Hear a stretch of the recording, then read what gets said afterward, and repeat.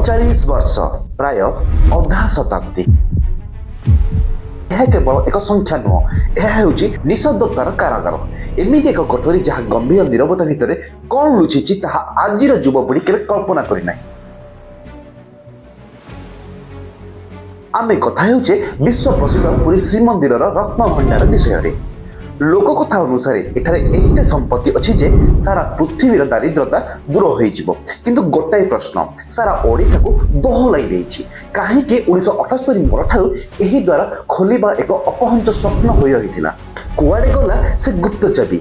आज 2026 रे जेतेबेले प्रजुक्ति विद्या टेक्नोलोजी एवं परंपरा परस्पर मुहांमुही होइचंती सेतेबेले सामना को आसीछि एमिति किछि लमटांकुरा सत्य जहा सुनिले आप विश्वास करि परिबे नाही।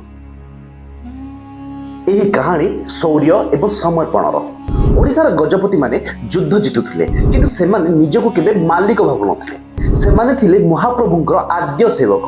1448 मसीहा गजपति कपिलेन्द्र देव जेतेबेले दक्षिण भारत विजयश्री नहीं फिरले तांको साथीरे थिला अजस्र सुना एवं माणिक्य से चाहिथिले निज पई स्वर्ण प्रसाद गढ़ी पारि थांदे किंतु सही सब संपत्ति को चौद्वार रे बाहर रखी महाप्रभु भंडार को दान करि देथिले। एठारु आरंभ हैला ओडिया जातिर अक्षय संपत्तिर कथा।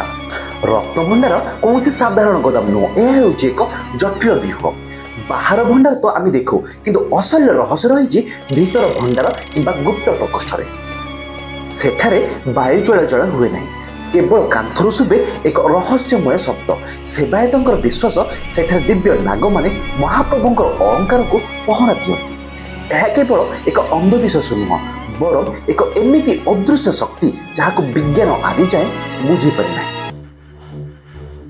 एबे आसीबा सेही घटना को जहां ओडिशा प्रशासन निद हजै देथिला।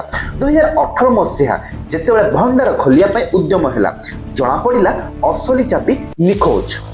कहा पाखरे थिला सेही चाबी किए करूथिला एही रहस्यर सौदागिरी। जिला ट्रेजरी रे चाबी नथिबा खबर जेतेबेले बाहर को आसिला सारा ओडिसा रे निया खेली गला।